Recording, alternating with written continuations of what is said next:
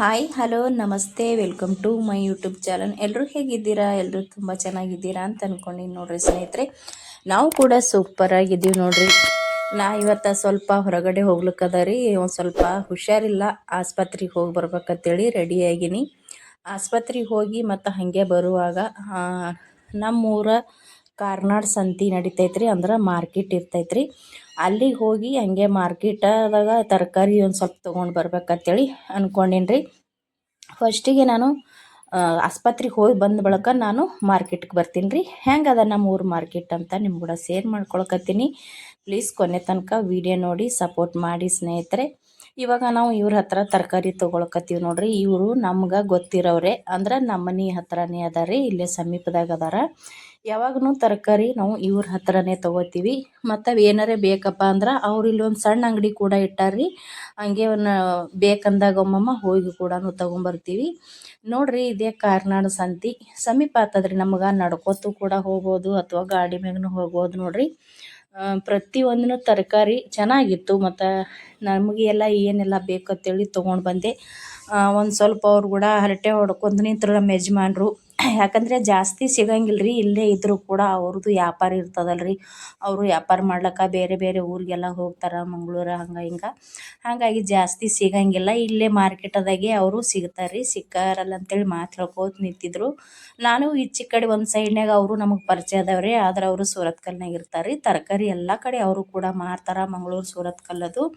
ನಾನು ಅವ್ರ ಹತ್ರ ಸ್ವಲ್ಪ ನುಗ್ಗಿಕಾಯಿ ಚೆನ್ನಾಗಿತ್ತು, ನುಗ್ಗಿಕಾಯಿ ಮತ್ತು ಬದನೆಕಾಯಿ ಆರಿಸ್ತಾ ಇದ್ದೆ ರೀ. ಸ್ವಲ್ಪ ಹುಳುಕಿತ್ತು, ಹಾಗಾಗಿ ಚೆನ್ನಾಗಿ ಆರಿಸಿದೆ. ನಮ್ಗೆ ಅಂಗಡಿಗೆ ಬೇಕಾಗಿತ್ತು ರೀ ಒಂದು ಸ್ವಲ್ಪ, ಒಂದು 2-3 ಕಿಲೋವು. ಹಾಗಾಗಿ ನಾನು ಆರಿಸ್ಕೋತ ನಿಂತೆ.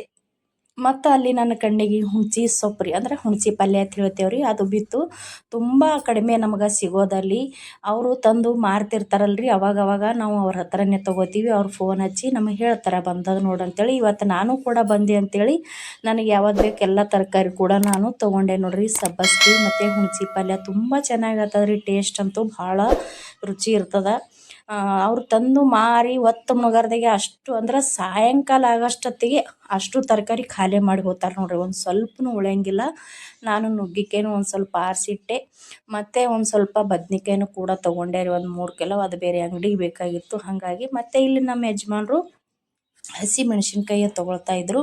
ಇವ್ರ ಹತ್ರ ನಾನು ತೊಗೊಂಡಿದ್ದು ಮೆಂತ್ಯ ಸೊಪ್ಪು ಒಂದು ಸ್ವಲ್ಪ ತೊಗೊಂಡಿದ್ದೆ ರೀ, ಒಂದು ಸೂಡು 2 ಸೂಡು. ಮತ್ತು ಪಾಲಕ್ ಸೊಪ್ಪು ತೊಗೊಂಡೆ ರೀ, ತುಂಬ ಚೆನ್ನಾಗಿರುತ್ತೆ ಪಾಲಕ್ ಸಾಂಬಾರು. ಮತ್ತು ಪಾಲಕ್ದೊಂದು ರೆಸಿಪಿ ಅದ ರೀ, ಅದು ಮಾಡಬೇಕು, ತುಂಬ ದಿನ ಆಯ್ತಲ್ಲ ಅಂತ ಹೇಳಿಕೆ ನಮ್ಮ ಮಕ್ಕಳು ಭಾಳ ಇಷ್ಟಪಡ್ತಾರೆ ಈ ಪಾಲಕದ್ದು ಪಲ್ಯನ.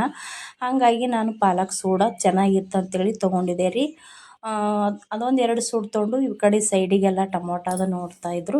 ಅದನ್ನೆಲ್ಲ ತೊಗೊಂಡು ಮಾವಿನ ಹಣ್ಣು ತೊಗೋಬೇಕಂತೇಳಿ ಹಣ್ಣಿನ ಕಡೆಗೆ ಬಂದ್ವಿ. ಹಣ್ಣು ತೊಗೊಂಡೇವು ನೋಡ್ರಿ. ಮಾವಿನ ಹಣ್ಣು ಮತ್ತು ಪೈನಾಪಲ್ ಹಣ್ಣು ರೀ. ಪೈನಾಪಲ್ ಹಣ್ಣು ಅಂತೂ ನನಗರೆ ಭಾಳ ಇಷ್ಟ ರೀ ಸ್ನೇಹಿತರೆ, ತುಂಬ ಅಂದರೆ ತುಂಬ ಇಷ್ಟ. ಅದ್ರ ಘಮ ನೋಡಿದ್ರೆ ಹಾಗೆ ಘಮ ತೊಗೋಬೇಕು ಅನ್ನಿಸ್ತದೆ ನೋಡ್ರಿ, ಅಷ್ಟು ಇಷ್ಟ ನನಗೆ ಈ ಪೈನಾಪಲ್ ಹಣ್ಣಿಂದು. ಅದು ನೋಡ್ತಾ ನಿಂತುಬಿಟ್ಟಿದ್ದೆ, ಚೆನ್ನಾಗಿ ಮಸ್ತನಾಗಿ ಹಣ್ಣಾಗಿವ್ ರೀ. ಅದು ನೋಡಿ ವೀಡಿಯೋ ಮಾಡ್ಕೋಬೇಕು ಅನ್ನಿಸ್ತು, ವೀಡಿಯೋ ಮಾಡಿಕೊಂಡೆ. ನಾನು ವೀಡಿಯೋ ಮಾಡ್ಕೋತಾ ಇರಬೇಕಾದ್ರೆ ನಮ್ಮ ಯಜಮಾನ್ರು 1.5-2 ಕಿಲೋ ಮಾವಿನಕಾಯಿ ತೊಗೊಂಡ್ಬಿಟ್ರು. ತೊಗೊಂಡು ನಂತರ ತೊಗೊಂಡು ಮನೆಗೆ ಬಂದ್ವಿ ನೋಡ್ರಿ. ನಾನು ಈಗಷ್ಟೇ ಮನೆಗೆ ಬಂದು ತರಕಾರಿನ ಎಲ್ಲ ಬಿಚ್ಚಬೇಕಲ್ರಿ, ತಂದ ಬಳಿಕ ಸಂತೆಯಿಂದ ಕ್ಲೀನಾಗಿ ಸೋಸ್ಕೊಂಡು ಅದು ಒಂದು ತೆಗೆದು ಕ್ಲೀನ್ ಮಾಡಿ ಮತ್ತು ಸೋಸಿ ಅದು ತೊಳೆದು ಬಿಟ್ಟು ಒಂದು ಬಟ್ಟೆ ಮ್ಯಾಗ ಹಾಕೋಗಳಿಗೆ ಅದು ಕ್ಲೀನ್ ಆಗಿಬಿಡ್ತದೆ. ಒಂದು ಕಟ್ಟ ಸೌಸಿ ಪಲ್ಯ ತೊಗೊಂಡೇನಿ ರೀ. ಮತ್ತು ಸ್ವಲ್ಪ ಪುದೀನ ತೊಗೊಂಡೆ, ಚಿಕ್ಕ ಸೈಜ್ ಪುದೀನ ಬೇಕಾಗಿತ್ತು ತೊಗೊಂಡೆ.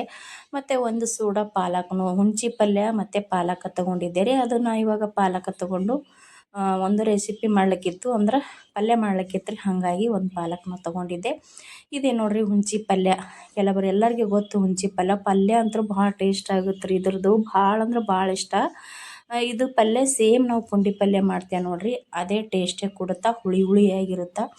ನಾವು ಭಾಜಿ ಅದೆಲ್ಲ ಮಾಡ್ದೇವಂದ್ರೆ ಇದು ಬಳಸ್ಬೇಕ್ರಿ, ಅದ್ರೊಳಗೆ ಹಾಕಬೇಕು, ಇನ್ನೂ ಚೆನ್ನಾಗಿ ಆಗ್ತದೆ ರೀ. ಹಾಗಾಗಿ ನಾನು ಇಲ್ಲೊಂದು 2 ಕಟ್ಟಿನಷ್ಟು ನಾನು ತೊಗೊಂಡು ಬಂದೀನಿ. ಇನ್ನು ಬದ್ನಿಕಾಯಿ ಅದೆಲ್ಲನೂ ಇನ್ನೂ ನಮ್ಮ ಯಜಮಾನ್ರು ತೊಗೊಂಡು ಬರ್ತಾ ಇದ್ದಾರೆ. ಅವ್ರು ಹಿಂದ್ಗಡೆ ಆ ಕಡೆ ಅಂಗಡಿಗೆ ಹೋದರು. ಇನ್ನೂ ಎಲ್ಲ ಸ್ವಲ್ಪ ತೊಗೊಳೋದಿತ್ತು ಹಣ್ಣು ಅದು. ಅಷ್ಟೊತ್ತಿಗೆ ನಮಗೆ ಫೋನ್ ಮಾಡ್ದೆ ನಮ್ಮ ಮಗ. ಅಂದ್ರೆ ಅಂಗಡಿಯಲ್ಲಿರೋಂಥ ಫ್ರಿಜ್ಜ ಸ್ವಲ್ಪ ಹಾಳಾಗಿತ್ತು ರೀ, ಅದು ಮೊನ್ನೆ ಅಷ್ಟೇ ರಿಪೇರಿ ಮಾಡ್ಸೀವಿ ಅಂದ್ರೂ ಕೂಡ ಕಟ್ ಆಗಿಬಿಟ್ಟಿರೋದು ವಾಯರು. ಕೆಳಗಡೆ ವಾಯರ್ ಇರ್ತದತ್ರಿ, ಕಟ್ ಆಗಿಬಿಟ್ಟೈತಿ. ಅದು ರಿಪೇರ್ ಮಾಡೋರು ಬಂದಾರ ಪಪ್ಪ ಅಂತ ನನ್ನ ಮಗ ಫೋನ್ ಹಚ್ಚಿ ಹೇಳೋಣ ನಾವು ಸ್ವಲ್ಪ ಗಡಿಬಿಡಿಯಾಗಿ ಬಂದುಬಿಟ್ಟೇವ್ರಿ. ಒಂದು ಹಣ್ಣು ತೊಗೊಂಡೆ ನೋಡ್ರಿ. ಇದು 1 kg ಅದ ರೀ. 1 kgನೂ 200 ಗ್ರಾಮ್ ಅಷ್ಟು ಜಾಸ್ತಿ ಅದ. ಅದಕ್ಕೆ ₹150 ನೋಡ್ರಿ. ಈ ಹಣ್ಣಿಗೆ ₹150 ಅಂದರೂ ಕೂಡ ಹಣ್ಣು ಭಾಳ ಇಷ್ಟ. ಬ್ಯಾಡ ಅಂತ ಹೇಳಿದೆ ನಮ್ಮ ಯಜಮಾನ್ರು, ಇರ್ಲಿ ತಗೋ ಅಂತೇಳಿ ತೊಗೊಂಡ್ರು. ಯಾಕಂದ್ರೆ ಭಾಳ ಇಷ್ಟ ರೀ ನಮಗದು. ಹಾಗಾಗಿ ತೊಗೊಂಡು ಬಂದೀವಿ. ಇಲ್ಲ ಇನ್ನೂ ತೊಗೊಳೋದಿತ್ತು ರೀ, ಫೋನ್ ಬತ್ತಂತ ಹೇಳಿಬಿಟ್ಟು ನಾವು ಬಂದುಬಿಟ್ವಿ. ಒಂದು ಮಾವಿನಕಾಯಿನೂ ತೊಗೊಂಡು, ಮಾವಿನಕಾಯಿ ಕೂಡ ತುಂಬ ಒಳ್ಳೆ ರುಚಿಯಾಗಿದ್ದು ರೀ. ಹಾಗಾಗಿ ಮಾವಿನಕಾಯಿನೂ ಕೂಡ ತೊಗೊಂಡ್ವಿ. ಅವ್ರು ನಮಗೆ ಹೇಳಿದ್ರು ಪರವಾಗಿಲ್ಲ, ಮನೆ ಹತ್ರನೆಲ್ಲ ಮತ್ತೆ ಬೇಕಾದ್ರೆ ತರಕಾರಿ ತೊಗೋಬೋದು ಅಥವಾ ನಾವು ಹೋಗಿ ತರ್ಬೋದು, ಯಾಕಿರಲಿ ಬಾ. ಮತ್ತು ಅವ್ರು ನಿಂದ್ರಲ್ಲ, ದೂರಿಂದ ಬಂದಿರ್ತಾರೆ ರೀ ಅವರು, ಫ್ರಿಜ್ ರಿಪೇರ್ ಮಾಡೋರು, ನಿಂದ್ರಂಗಿಲ್ಲ ಅಂದ್ಬಿಟ್ಟು ನಾವೇನು ಮಾಡಿದ್ವಿ, ಒಂದು ಅರ್ಧದಷ್ಟು ತರಕಾರಿನ ತೊಗೊಂಡು ಇನ್ನೂ ಅರ್ಧ ಅಲ್ಲೇ ಬಿಟ್ಟು ತೊಗೊಂಡು ಬಂದೀವಿ ರೀ. ಅವ್ರು ಮತ್ತೆ ಅವ್ರ ಮಕ್ಳ ಕೈಯಾಗ ಕೊಟ್ಟು ಕಳಿಸ್ತಾರೆ, ಇಲ್ಲಾಂದ್ರೆ ನಾವು ಯಾರೇ ಹೋಗಿ ತೊಗೊಂಡು ಬಂದರೂ ನಡಿತೈತೆ ಅಂತೇಳಿ. ಯಾಕಂದ್ರೆ ಸಮೀಪ ಅದ ರೀ. ಇವಾಗ ಈ ಪಾಲಕನ್ನು ಬಳಸಿ ಒಂದು ರೆಸಿಪಿ ಮಾಡ್ತೀನಿ ನೋಡಿರಿ. ನಾನು ಫಸ್ಟ್ ಒಂದು ಕ್ಲೀನ್ ಮಾಡ್ಕೊಂಡೆ ರೀ, ಅದನ್ನೆಲ್ಲ ಸೋಸ್ಕೊಂಡ್ಬಿಟ್ಟು ಕ್ಲೀನ್ ಮಾಡಿಕೊಂಡು ಒಂದು ಪಾತ್ರೆ ಇಟ್ಕೊಂಡು ಈರುಳ್ಳಿ ಮತ್ತು ಹಸಿಮೆಣ್ಸಿನ್ಕಾಯಿ, ಟೊಮೊಟ ಮತ್ತು ಬೆಳ್ಳುಳ್ಳಿ ಇದಿಷ್ಟು ಕಟ್ ಮಾಡಿ ತೊಗೊಂಡಿದ್ದೀನಿ ನೋಡಿರಿ. ಪಾಲಕನು ಕೂಡ ತೊಳೆದ್ಬಿಟ್ಟು ತೊಗೊಂಡೆ, ಯಾಕಂದ್ರೆ ಅದೇ ತರಕಾರಿ ಅವಾಗಷ್ಟೇ ತಂದಿದ್ದಿತ್ತಲ್ರಿ. ಕ್ಲೀನಾಗಿ ತೊಳೆದ್ರೆ ಚೆನ್ನಾಗಿರುತ್ತೆ. ಎಲ್ಲರೂ ಎತ್ತಿ ಇಟ್ಬಿಟ್ಟಿರ್ತಾರೆ. ನಾವು ಹಾಗೆ ತಂದು ಮಾಡಿದ್ರೆ ಅಷ್ಟು ಚೆನ್ನಾಗಿರಂಗಿಲ್ಲಲ್ರಿ. ಸೋಸ್ಬಿಟ್ಟು ಕ್ಲೀನ್ ಮಾಡಿಕೊಂಡು ಕಟ್ ಮಾಡಿ ತೊಳ್ಕೊಂಡು ತೊಗೊಂಡಿದ್ದೆ ನಾನು. ಟೊಮೊಟ, ಈರುಳ್ಳಿ, ಕೊತ್ತಂಬರಿ, ಬೆಳ್ಳುಳ್ಳಿ, ಎಣ್ಣೆ ಇಷ್ಟು ಹಾಕ್ಕೊಂಡು ಎಲ್ಲನೂ ಒಟ್ಟಿಗೆ ಹಾಕ್ಕೊಂಡು ಸ್ವಲ್ಪ ನಾನಿಲ್ಲಿ ಫ್ರೈ ಮಾಡ್ಕೊಳಕತ್ತೀನಿ. ಭಾಳ ಟೇಸ್ಟ್ ಆಗ್ತದ್ರಿ ಈ ಥರ ಪಲ್ಯ. ನೀವು ಕೂಡ ಮಾಡಿ ನೋಡಿರಿ ಸ್ನೇಹಿತರೆ. ಸ್ವಲ್ಪ ಅರಿಶಿಣ ಮತ್ತು ರುಚಿಗೆ ತಕ್ಕಷ್ಟು ಉಪ್ಪು ಕೂಡ ಹಾಕ್ಕೊಂಡಿನಿ. ಸ್ವಲ್ಪ ಇದನ್ನು ಮೆತ್ತಗಾಗೋ ತನಕ ನಾವು ಇದನ್ನು ಫ್ರೈ ಮಾಡಿಕೊಂಡು ಒಂದು ಸ್ವಲ್ಪ ಖಾರ ಮಿಕ್ಸ್ ಮಾಡ್ಕೊಳಕತ್ತೀನಿ ರೀ. ನಾನು ಹಸಿಮೆಣ್ಸಿಕಾಯಿನೂ ಕೂಡ ಹಾಕ್ಕೊಂಡೀನಿ, ಅಚ್ಚ ಖಾರದ ಪುಡಿ ಕೂಡ ಹಾಕ್ಕೊಂಡೀನಿ ರೀ, ಟೇಸ್ಟ್ ಚೆನ್ನಾಗಿರುತ್ತೆ. ಇಲ್ಲಿ ನಾನು 4 ಮೊಟ್ಟೆ ತೊಗೊಂಡೀನಿ ರೀ. 4 ಮೊಟ್ಟೆ ಒಡೆದ್ಬಿಟ್ಟು ನಾನಿಲ್ಲಿ ಹಾಕೀನಿ. ತುಂಬ ಟೇಸ್ಟ್ ಆಗ್ತದೆ ರೀ ಸ್ನೇಹಿತರೆ. ನೀವು ಒಂದು ಸತಿ ಈ ರೀತಿ ಮಾಡಿ ನೋಡಿರಿ, ನಿಮ್ಗೂ ಭಾಳ ಅಂದ್ರೆ ಭಾಳ ಇಷ್ಟ ಆಗುತ್ತಾ. ಮೊಟ್ಟೆ ಹಾಕಿ ಪಾಲಕ್ನ ಹಾಕಿ ಮೊಟ್ಟೆ ಹಾಕಿ ಮಾಡಿ ನೋಡಿರಿ, ಟೇಸ್ಟ್ ಅಂತೂ ಅದ್ಭುತವಾಗಿರುತ್ತೆ. ನಾವು ಇದನ್ನು ಚಪಾತಿಗೆ ಅಥವಾ ರೊಟ್ಟಿಗೆ ಪ್ರತಿಯೊಂದಕ್ಕೂ ನಾವು ಕೂಡ ಇದನ್ನು ತಿನ್ಬೋದು ನೋಡಿರಿ, ಅಷ್ಟು ಟೇಸ್ಟ್ ಇರುತ್ತೆ. ಮುಂಚೆನೇ ಕಟ್ ಮಾಡಿ ತೊಳೆದು ಇಟ್ಟಿರುವಂಥ ಪಾಲಕ್ನ ನಾನು ಇವಾಗ ಸೇರಿಸ್ಲಕತ್ತೀನಿ ನೋಡಿರಿ. ಮೊಟ್ಟೆ ಅದೆಲ್ಲ ಫ್ರೈ ಆಯಿತು, ಚೆನ್ನಾಗಿ ಉಪ್ಪು ಖಾರ ಎಲ್ಲ ಹಾಕ್ಕೊಂಡು ಫ್ರೈ ಮಾಡ್ಕೊಂಡು ನಂತರ ಲಾಸ್ಟಿಗೆ ನಾವು ಇದು ಸೊಪ್ಪನ್ನ ಸೇರಿಸ್ಬೇಕು ರೀ. ಸೊಪ್ಪು ಸೇರಿಸಿ ಒಂದು ಸ್ವಲ್ಪ ಚೆನ್ನಾಗಿ ಮಿಕ್ಸ್ ಆಗೋ ತನಕ ನಾವು ಇದು ಮಿಕ್ಸ್ ಮಾಡ್ಕೋಬೇಕಾಗ್ತದೆ ರೀ. ಯಾಕಂದ್ರೆ ಪಾಲಕ್ ಇನ್ನೂ ಹಸಿದಿರ್ತದಲ್ರಿ. ಚೆನ್ನಾಗಿ ಮಿಕ್ಸ್ ಮಾಡಿಕೊಂಡು ಒಂದು ಸ್ವಲ್ಪ ಬೇಯಿಸಿ ತೊಗೋಬೇಕು ರೀ. ಆಲ್ರೆಡಿ ಇದನ್ನು ಚೆನ್ನಾಗಿ ಬೇಯಿಸಿ ತೊಗೊಂಡಿನಿ ರೀ. ಇದು ನಾವು ಖಡಕ್ ರೊಟ್ಟಿ ಅಥವಾ ಚಪಾತಿ ಪ್ರತಿಯೊಂದಕ್ಕೂ ಟೇಸ್ಟ್ ಇರುತ್ತೆ. ನಾವು ಅನ್ನ ಸಾಂಬಾರು ಊಟ ಮಾಡಕತ್ತೀವಪ್ಪ ಅಂದ್ರೆ ಸೈಡಿಗೆ ನೆನ್ಸ್ಕೊಳಕ್ಕಂತೂ ತುಂಬ ಚೆನ್ನಾಗಿರುತ್ತೆ ರೀ. ನಮ್ಮ ಮನೆಯೊಳಗಂತೂ ಇದು ತುಂಬ ಅಂದರೆ ತುಂಬ ಇಷ್ಟಪಡ್ತಾರೆ. ನಾ ಹೆಂಗೂ ಚಪಾತಿ ಮಾಡಿದಂತೇಳಿ ಈ ಪಲ್ಯನ ನಾನು ಮಾಡಿದೆ ರೀ. ತುಂಬ ಟೇಸ್ಟ್ ಆಗುತ್ತಂತ ಹಾಗೆ ನಿಮ್ಮ ಕೂಡ ಶೇರ್ ಮಾಡ್ಕೋಬೇಕು ಅನ್ನಿಸ್ತು. ಹಾಗಾಗಿ ನಿಮ್ಮ ಕೂಡ ನಾನು ಶೇರ್ ಮಾಡ್ಕೊಳಕತ್ತೀನಿ. ಎಲ್ಲ ಚೆನ್ನಾಗಿ ಇದನ್ನು ಬೆಂದ್ಮ್ಯಾಗ ಲಾಸ್ಟಿಗೆ ನಾನು ಹುರಿದು ಪೌಡ್ರ್ ಮಾಡಿ ಇಟ್ಟಿರುವಂಥ ಶೇಂಗಾದ ಪುಡಿನ ಹಾಕ್ಕೊಳಕತ್ತೀನಿ ರೀ. ಲಾಸ್ಟಿಗೆ ನಾವು ಶೇಂಗಾದ ಪುಡಿ ಹಾಕ್ಕೊಂಡು ಇದನ್ನು ಒಂದು ಸ್ವಲ್ಪ ನಾವು ಬೇಯಿಸಿ ತೊಗೋಬೇಕ್ರಿ, ಟೇಸ್ಟ್ ಇನ್ನೂ ಚೆನ್ನಾಗಿರುತ್ತೆ. ಶೇಂಗಾದ ಪುಡಿ ಹಾಕೋದು ಚೆನ್ನಾಗಿರುತ್ತೆ ಅಂತೇಳಿ ನಾನು ಶೇಂಗಾದ ಪುಡಿ ಸೇರಿಸ್ಕೊಂಡಿನಿ. ಮತ್ತು ಮುಂಚೆನೇ ನಾನು ಇಲ್ಲಿ ಟೊಮೊಟ, ಶೇಂಗಾದ ಕಾಳು, ಹುರ್ಗಡ್ಲೆ, ಬೆಳ್ಳುಳ್ಳಿ, ಕೊತ್ತಂಬರಿ ಸೊಪ್ಪು, ಉಪ್ಪು ಇದು ಸ್ವಲ್ಪ ರೆಡಿ ಮಾಡಿ ಇಟ್ಕೊಂಡಿದ್ದೆ ರೀ. ಅದನ್ನು ನಾನು ಮಿಕ್ಸಿಗೆ ಹಾಕ್ಕೊಂಡು ಚಟ್ನಿ ಮಾಡ್ಕೊಂಡಿನಿ. ನಮ್ಮ ಮಧ್ಯಾಹ್ನದ ಊಟ ಅಂತೂ ರೆಡಿ ಐತೆ ನೋಡಿರಿ. ಬಿಸಿ ಬಿಸಿ ಚಪಾತಿ, ಮೊಸರು, ಹಿಂಡಿ ಮತ್ತು ರೆಡಿ ಮಾಡಿರುವಂಥ ಪಲ್ಯ ಮತ್ತು ಚಟ್ನಿ, ಈರುಳ್ಳಿ. ಇವಾಗ ನೋಡಿರಿ ಈ ಹಣ್ಣು ಊಟ ಮಾಡೋದಾಯ್ತು ನೋಡಿರಿ. ಊಟ ಆದ ನಂತರ ಸ್ವಲ್ಪ ಹೊತ್ತಿಗೆ 4 ಗಂಟೆ ಸುಮಾರು ಹಣ್ಣನ್ನು ತೊಗೊಂಡಿದ್ದೀನಿ. ಈ ಹಣ್ಣು ಅಂದ್ರೆ ಭಾಳ ಇಷ್ಟ ಅಂತ ಹೇಳಿದ್ರು ನೋಡಿರಿ.